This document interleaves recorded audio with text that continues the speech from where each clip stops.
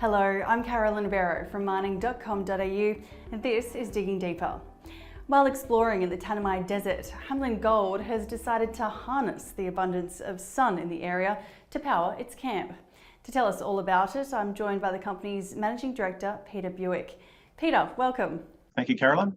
Lovely to be here. So tell us about this solar camp. How did it come to fruition? Yeah, so we have been working with our partners who've been providing exploration camp and caravan equipment to the company for quite some time. And we sort of talked about some of the issues that come around by working in very remote areas where getting consumables and bits and pieces is a big problem. Certainly getting fuel to site to run the camp generator has been something that's been quite difficult at times. And you can imagine the fuel bowser out in the middle of the desert, they're not often kicking around. So we had a chat about whether or not there was a possibility of turning or converting a camp, an exploration camp, into a fully renewables to power the operation. People do it for their sort of the mums and dads caravan where you want to run it for a few hours a day, but we've never, as far as we know, in an exploration environment, applied this to run it 100% of the time, where you are drawing a fairly significant amount of power running fridges, freezers, air conditioner units, and so forth. So we had a chat to Exporex. So Exporex are the sort of go-to caravan builders for the drilling industry and the exploration industry. And we sort of talked about it, about could it be done, and is the technology there to do it?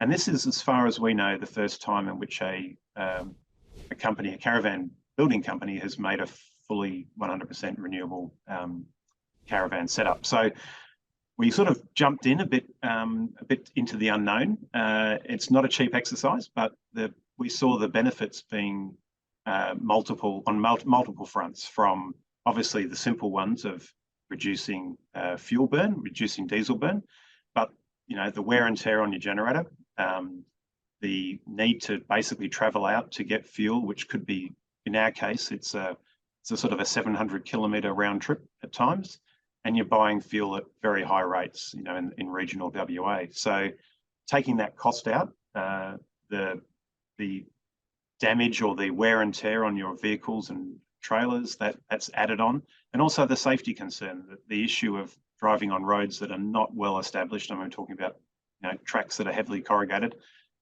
towing a 2 to 2.5 ton trailer. There's a safety risk associated with that, and eliminating that just seemed to be a benefits that we couldn't really walk away from. So we gave it a go.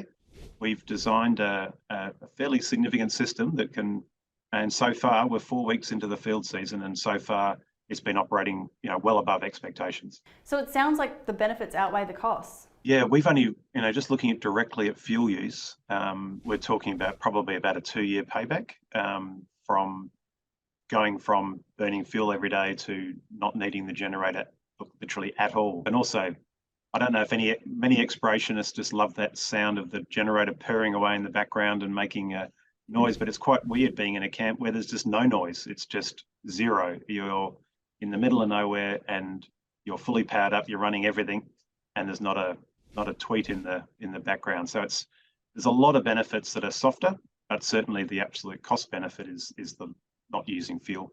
How does the system fare out there in the desert? The photograph in the background sort of tells you what we're sort of the areas we operate in. There's a lot of blue sky out there in the desert, especially during the dry season, which is traditionally where we're most active and do most of our exploration work.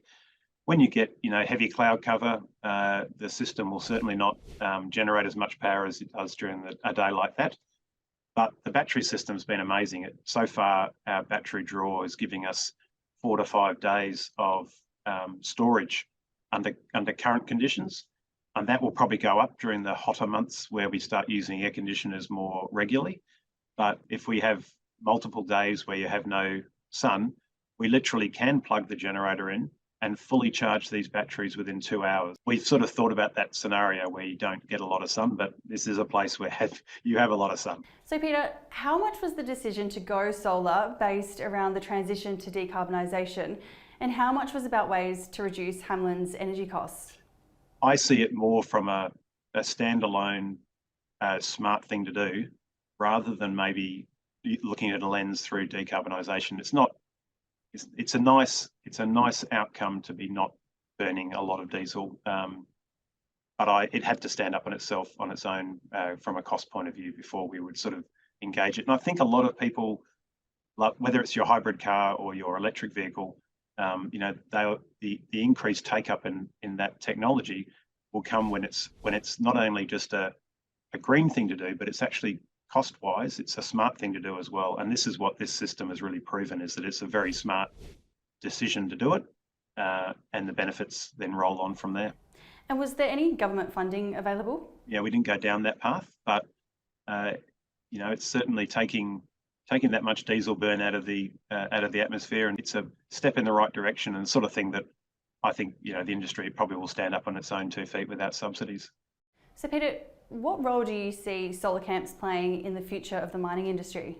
Well, it's something that I don't think is probably something that people have looked at a lot before because of the cost side of things. With the change in technologies of all these major components like the inverters and the batteries and the panels, it should become pretty across the board. I don't see any great negatives to doing it because it's so cost effective. It pays itself off very quickly, and the ease of use. I mean, it's the scenario of that exploration company that turns, you have to leave site for some reason. You have to go and do a crew change, or you have to go and or your program ends and you want to come back in 2 weeks' time. You have to empty everything, you have to throw your perishables away, you have to literally turn everything off and go back to zero. Here you can run the power system and run everything while you're away off site. You never have to turn anything off. You can keep things running. It's got so many benefits that I think it's certainly people will start looking at it more and more as the word gets out, I think. And the fact that we're first off the rank, I think is, I think it'll flow down very, very quickly. And I think a lot of people will look at it seriously. Has this set a precedent for Hamelin Gold's camps in the future then? I think when you go to a fixed camp, I think a lot of people are looking at solar array systems to be, a lot of the times it is trying to take the bulk of the power load, and there is still some need for backup when you've got hundreds of people on site.